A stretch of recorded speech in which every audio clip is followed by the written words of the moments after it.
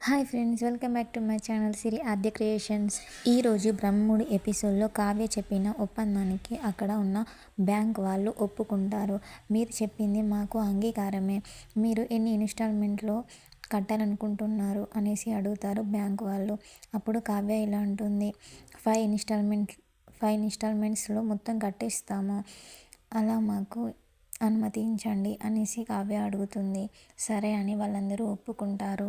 Documents ready చేస్తామని చెప్తారు. అప్పుడు రాజ్ కూడా చాలా హ్యాపీగా ఫీల్ అవుతాడు. బ్యాంక్ వాళ్ళు వెళ్ళిపోతారు. రాజ్ కావ్యని చూస్తూ ఉంటాడు. ఏంటండి, నేనేమైనా తప్పుగా మాట్లాడానా అనేసి అడుగుతుంది కావ్య. లేదు, నువ్వు చాలా బాగా మాట్లాడావు, ఐ అప్రిషియేట్ యూ, చాలా హ్యాపీగా ఉంది నాకు ఇప్పుడు, చాలా పెద్ద సమస్య నుండి నన్ను తప్పించావు నువ్వు అనేసి అంటాడు రాజ్. అప్పుడు కావ్య చాలా హ్యాపీగా ఫీల్ అవుతుంది.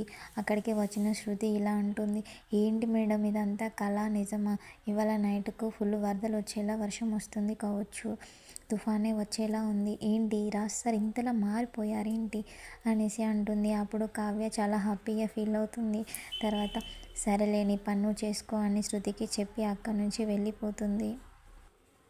రుద్రాని ఇంటి వద్ద ఎలా గొడవ పెట్టాలా అని చూస్తూ ఉంటుంది. ధాన్యలక్ష్మి పాలు వేడి చేస్తుంటే అక్కడికి వెళ్ళి, ఇంత సాఫీగా పాలు వేడి చేస్తూ ఉన్నావా, నీకు ఎలాంటి బాధ లేదు కదా, నీకు అసలు టెన్షనే లేదు కదా, ఆస్తిని ఎలా రాబట్టుకోవాలని ఆలోచిస్తున్నావా నువ్వు అసలు?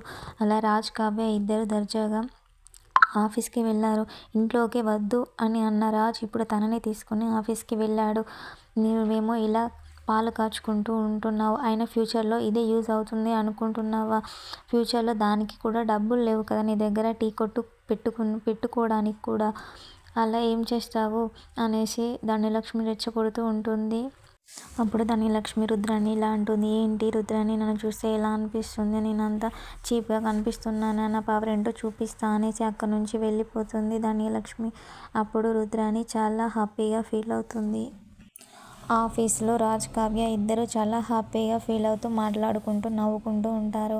ఇలా చాలా పెద్ద సమస్య ఉండి నన్ను బయట పడేసావు అనుకుంటూ రాజ్ అలా అనుకుంటూ చెప్తూ ఉంటాడు కావ్యకి. ఇప్పుడు దాని గురించి ఆలోచించకండి, అవన్నీ మర్చిపోయి ఇప్పుడు హ్యాపీగా ఉండండి అనేసి కావ్య చెప్తుంది. కాకపోతే ఇప్పుడు 1 మంత్లో 20 crores అంటే ఎలా తీసుకురావాలి అనేసి రాజ్ ఆలోచిస్తూ ఉంటాడు. కాల్ చేసి మేనేజర్ని లోపలికి పిలుస్తాడు. తనతో ఇలా అంటాడు, మన ఆఫీసు వర్క్స్ అన్నీ తొందరగా ఫినిష్ అయిపోవాలి, ఈ 20 daysలో అన్నీ ఫినిష్ అవ్వాలి అనేసి చెప్తాడు. ఇది ఓవర్ వర్క్ అవుతుంది కదా సార్, ఎలా ఏం చేయాలి అనేసి మేనేజర్ అడుగుతాడు. మీరు బయట ఎక్స్ట్రా స్టాఫ్ని తీసుకోండి, ఎక్స్ట్రా మనీ ఇవ్వండి అనేసి చెప్తాడు. అప్పుడు వాళ్ళు కూడా ఓకే అని చెప్తాడు మేనేజర్.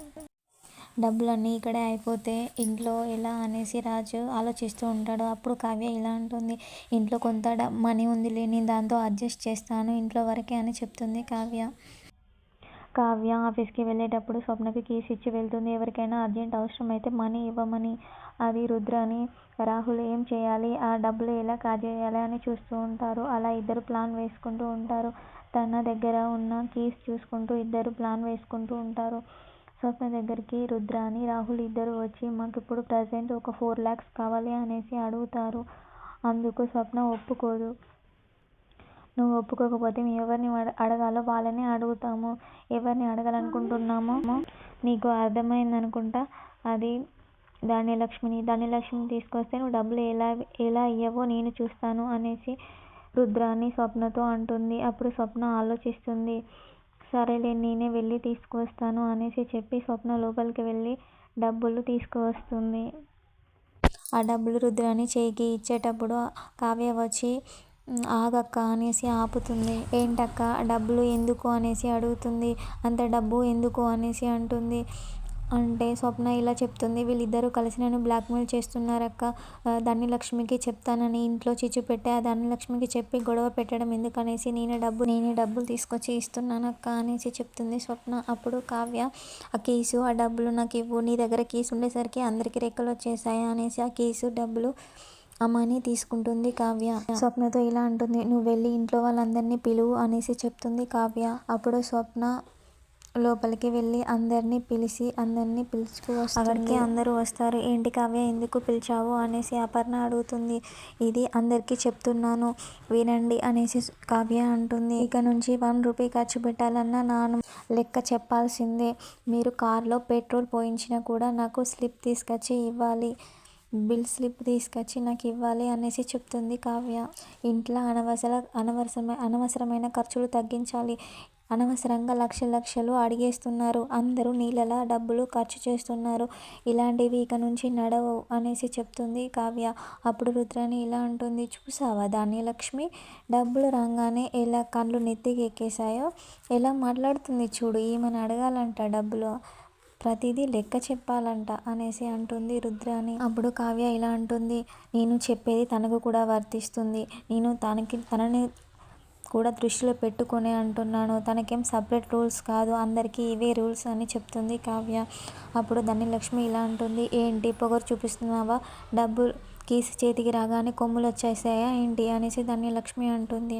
అప్పుడు కావ్య ఇలా అంటుంది. కొమ్ములు రాలేదు, అంతకుముందు ఉన్నవే ఉన్నవి, కాకపోతే ఇంకా ముందు పెరుగుతాయేమో అనేసి కావ్య చెప్తుంది. మీరేమన్నా తక్కువ తిన్నారా? మొన్ననే కదా 3 lakhs తీసుకున్నారు కొత్త డిజైన్స్ కోసం. ఇక మీదట అలా నడవదు. మీకు ఇష్టం వచ్చినట్టు నగలు అలంకరించుకోవడానికి, కొత్త డిజైన్స్ చేపించుకోవడానికి ఇక ముందట ఎలాంటి అనుమతి లేదు. మీరు ఇక ముందట అలాంటివి మానుకోవాలి అనేసి ధనలక్ష్మి కూడా వార్నింగ్ ఇస్తుంది కావ్య. ఏంటి జైల్లో ఖైదీలకు పెట్టిన రూల్స్ పెడుతున్నావు? మా అమ్మ నాన్న ఎప్పుడు నన్ను ఇలా అడగలేదు, ఎలాంటి రూల్స్ పెట్టలేదు ఈ ఇంట్లో అనేసి చెప్తుంది రుద్రాణి. అప్పుడు అన్నపూర్ణ ఇలా అంటుంది. ఎక్కడ అమ్మ నాన్న? నీకు ఇవాళ డబ్బులు అవసరం అయ్యేసరికి అమ్మ నాన్న అని మాట్లాడుతున్నావా? అక్కడ అంత దీనస్థితిలో ఉన్నప్పటికీ మీరు ఇక్కడ ఆస్తుల కోసం ఇన్ని తగాదాలు పెడుతున్నారే, ఈరోజు అమ్మ నాన్నని మాట్లాడుతున్నావేంటి?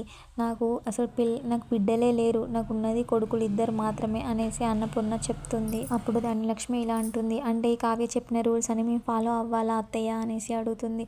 అప్పుడు కావ్య ఇలా అంటుంది. మీరు అక్కడ అడుగుతున్నారే, ఇక్కడ అడగండి అనేసి అంటుంది ధనలక్ష్మిని.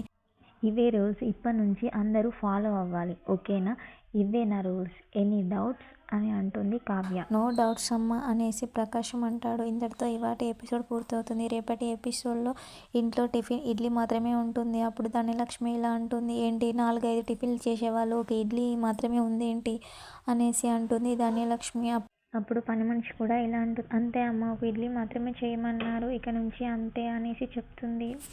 అప్పుడు కావ్య ఇలా అంటుంది. ఇవాటి నుంచి రోజుకు ఒకటే టిఫిన్, ఇదే నా రూల్, ఇదే అందరూ ఫాలో అవ్వండి. రోజుకు 3-4 ఉండదు. అన్నాన్ని వృధా చేయడం నాకు ఇష్టం లేదు. రోజుకి ఒక టిఫిన్ మాత్రమే ఉంటుంది అనేసి కావ్య చెప్తుంది. ధనలక్ష్మి రుద్రాణి షాక్ అవుతారు. అపర్ణ కావ్యతో ఇలా అంటుంది. నువ్వు ఆకలితో ఉన్నా అంటే నీ తట్టుకోలేని దానివి, ఇలా నువ్వు ఇంత కఠినంగా మారావంటే దీని వెనుక ఏదో ఉంది అని అనిపిస్తుంది కావ్య అనేసి అపర్ణ అంటుంది. ఇంతటితో ఇవాటి ఎపిసోడ్ పూర్తవుతుంది. ప్లీజ్ నా ఛానల్ ఇప్పుడే చూస్తున్నట్లయితే లైక్, షేర్ అండ్ సబ్స్క్రైబ్ చేయడం మర్చిపోకండి. Bye friends.